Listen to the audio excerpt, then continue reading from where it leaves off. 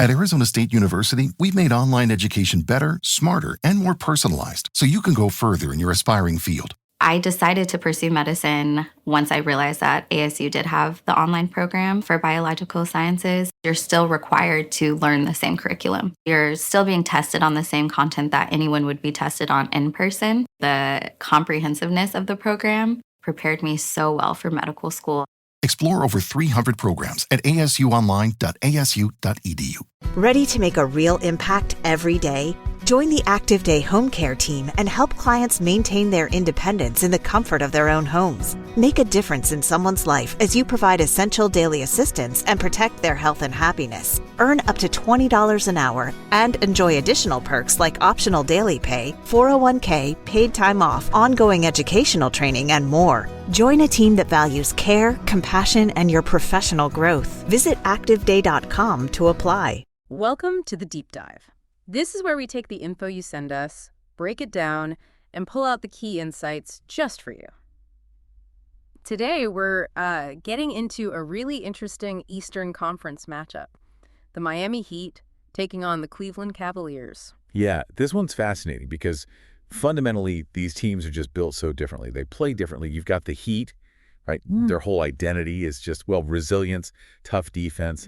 It's that Heat culture, largely shaped by Jimmy Butler, even though he wasn't like a main keyword in the source material. Right, you can't talk Heat without Butler. Exactly.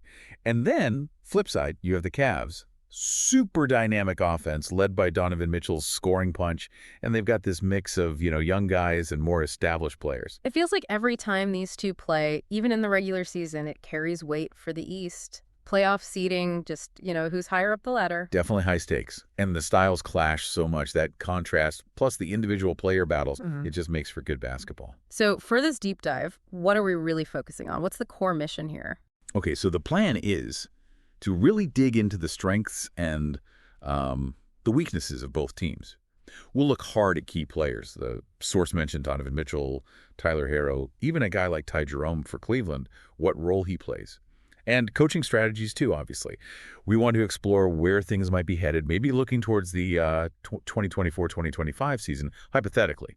We're not predicting exact game scores or anything, but the goal is to give you a really solid grasp of the dynamics when these two teams face off. Okay, sounds good. Let's jump in with the Cavaliers then. And yeah, you almost have to start with Donovan Mitchell. He's the offensive engine. What makes him tick? He really is. I mean, his offensive game is built around just an incredible ability to score. He creates his own shot. His drives are so explosive, puts constant pressure on the defense. Constant pressure. And that pressure forces rotations, opens things up for other guys. So when we're zeroing in on his performance specifically against the Heat, what numbers or tendencies should we look at to really gauge his impact? Well, obviously, scoring average against Miami is big, but also look at his usage rate, basically. How much of the offense runs through him when he's on the floor. His three-point shooting is always a factor, naturally. And maybe most telling is how he does in clutch situations against that tough Heat D. Does he step up, or do they find ways to slow him down when it matters most? That tells you a lot about the Cavs' ceiling in these games. That makes perfect sense. Now, the source material also mentioned, rightly so, that Cleveland isn't just Mitchell. Who else is really crucial for them? That's super important. Yeah, they need others to step up consistently. If we're thinking, say, 2025, you'd be watching Darius Garland's playmaking development, right? Evan Mobley's two-way game, his potential there is huge. And Jarrett Allen, inside his rebounding, his rim protection. Yeah. How well those guys complement Mitchell is key for Cleveland. And defensively, what's Cleveland aiming for? What's their defensive identity supposed to look like? Their goal, from what we understand, is to build a really strong defensive identity. Against Miami, with all their offensive options, that means, protecting the paint is critical. Contesting shooters on the perimeter, too. The Heat can score in so many ways, so the Cavs discipline, their communication on D, it gets really tested. So evaluating that defense against Miami, beyond just watching the game, what metrics should we be paying attention to? Team defensive rating gives you the big picture, yeah. But you also got to dig into the individual matchups. How do Cleveland's key defenders actually do against Miami's main scorers? Are they limiting efficiency? Forcing turnovers? Keeping them out of the paint? That deeper dive shows you where the real advantages or maybe disadvantages lie. Gotcha. Okay, the source specifically brought up Ty Jerome. What's his role on this Cavs team? Jerome's there for that valuable guard depth. He's known as a capable shooter, can make some plays. He gives them a different look off the bench. He can handle the ball, provide some stability, maybe even start in a pinch if needed. Just adds versatility to their backcourt. And how do we measure his impact, especially in these tough Heat games? You'd look at his minutes, obviously, in those specific games. How efficient is he scoring? Is he taking care of the ball? That assist-to-turnover ratio is pretty important for a backup guard. And, are there moments where he really makes a difference against Miami? Hits a big shot, settles things down against their pressure. That stuff stands out. All right, let's pivot. Time to dive deep into the Miami Heat. And like you said earlier, the source might not have focused on Butler, but you just can't talk about the Heat without him. He's the core, isn't he? He absolutely is. He's Heat culture. Toughness, resilience, beats every single possession. He's dominant on both ends, and somehow he finds another gear in the playoffs. His impact on their defense, his knack for scoring in the clutch, it's just massive, especially against a team like Cleveland. And then contrasting that, you've got Tyler Herro. He brings a different flavor of offense. How does he fit alongside Butler? Exactly. Butler's the grinder, the force. Herro's the microwave scorer.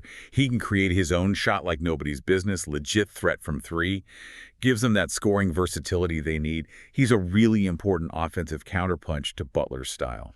So when Herro goes up against the Cavs, what should we be watching for in his performance? Well, his scoring numbers, obviously, his percentages in those games. How does he handle the Cavs' perimeter defenders? Can he get his shot off consistently? Especially if Cleveland really keys in on stopping Butler, Herro's ability to generate offense becomes absolutely vital for Miami. And defensively, the Heat are just consistently good, year in, year out. Yeah. What's the secret sauce there? What makes them so effective? It's that tenacity, like we said, but also their adaptability. They're so well coached by Spoelstra, they can switch up schemes, they can adjust on the fly to counter whatever the offense is throwing at them. They just make it incredibly tough for opponents to get comfortable. And like with the Cavs, it's not just the stars for Miami either. Who are some of those key role players, maybe thinking ahead to 2025 again? Yeah, absolutely. You got to look at Bam Adebayo, his all-around game. Anchoring that defense is huge. Duncan Robinson, his shooting just warps defenses, creates space. And a guy like Caleb Martin brings that two-way energy and versatility. That depth is a massive strength for the Heat, lets them sustain that high level of play. Okay, now for the fun part, the head-to-head. How much can we really learn from their regular season games about a potential playoff series? Oh, you learn a ton. Those regular season games, they're like previews. You see the strategies they try, how they match up, who tries to exploit what, things like home court, injuries, Spoelstra's adjustments versus the Cavs, coaching staff. It all plays out. You definitely see glimpses of the defensive schemes and offensive tweaks they'd likely use if the stakes were higher. Let's drill down on some specific matchups. We talked Mitchell versus Heat Wings. Why is that such a make-or-break battle? It's huge because if Miami can slow Mitchell down, even just make him inefficient, it really disrupts the whole Cleveland offense. You mentioned Butler, Martin, whoever draws that assignment, how well they stay in front, contest his shots, make him work for everything, that's critical. If Mitchell has to fight for every point, Cleveland often has to scramble for other options. And flipping it, Tyler Herro trying to score on the Cavs' perimeter D. What's that dynamic look like? Well, Herro puts a lot of pressure on guys like Mitchell, maybe Garland, whoever's guarding him. Right. Cleveland needs a plan for him. How do they limit his shot creation? How do they run him off the three-point line? Because if Herro gets going, gets hot, it stretches that Cavs defense thin and opens up everything else for Miami. What about the point guard battle? Mitchell handles a lot for Cleveland, but how does that match up against the Heat's guards impact things? It really dictates the flow, the tempo. Miami's guards, they want to pressure the ball handler, disrupt sets, maybe force some turnovers for easy buckets. On the flip side, the Cavs will be looking for any weak spots in the Heat's guard defense they can attack to get easier looks. It's this constant tussle for who controls the pace and initiates the offense effectively. And inside, the Bigs Cavs front court versus Bam Adebayo. Seems like that's where control of the glass and paint scoring gets decided. Absolutely. Bam is just so foundational for Miami. With his defense and his versatile offensive game, he's going to battle Cleveland's bigs for every rebound, try and lock down the paint. And Cleveland's bigs, they need to counter that. Find ways to score inside, crash the offensive glass, try and use their size. That interior battle is always physical. Let's talk strategy. Offensively, what are the Cavs likely trying to do against that tough Heat defense? They'll be hunting mismatches, for sure. Expect a lot of Mitchell in pick and rolls, trying to get him downhill, or create open looks for shooters if the defense helps too much. Good ball movement, spacing the floor, trying to find cracks in that Heat defensive wall. And how about the Heat's offense against the Cavs' D? What's their likely approach? You'll probably see a good amount of Butler operating in isolation or pick and roll, using his strength in playmaking. They'll want to get hero looks, use his shot creation, and leveraging their shooters like Robinson to create space for Butler and Bam to operate inside. Defensively, what's the game plan for Cleveland trying to slow down Miami? Priority one is likely limiting Butler's drives, keeping him out of the paint, trying not to foul him. They have to contest Harrow's shots aggressively, and controlling the defensive glass is key, preventing those second chance points that Miami can thrive on. And last one on strategy, the Heat defense against the Cavs offense. You'll see those adaptable schemes, lots of switching probably, trying to blow up Cleveland's actions, especially anything involving Mitchell. They thrive on creating turnovers, disrupting rhythm. They want to make Cleveland uncomfortable, force them into tough, contested shots late in the shot clock. These Heat-Cavs games, they often feel like they have these wild momentum swings. What causes that? Why are they often so back and forth? Well, it's partly just the high level of competition, right? Both teams play hard, but it's also the coaching. You see an early run. Timeout. Adjustment. Exactly. Yeah. Spoelstra makes a tweak, the Cavs staff counters. Defensive pressure ramps up, maybe a key player hits a couple of big shots. All those little things can shift the momentum really quickly. Looking at how those swings happen, how teams respond, it really shows you the chess match involved in these games. Okay, so wrapping up this deep dive, Heat versus Cavaliers. What are the biggest takeaways? What have we really learned here? I think the main thing is just how clear the contrast is. You get the Heat, defense, toughness, that culture. Then the Cavs. Offense first, dynamic scoring led by Mitchell. The key individual matchups, Mitchell versus Heat wings, Hero versus Cavs perimeter D, those are always huge. And the coaching battle, Spoelstra versus whoever's coaching the Cavs, the constant adjustments.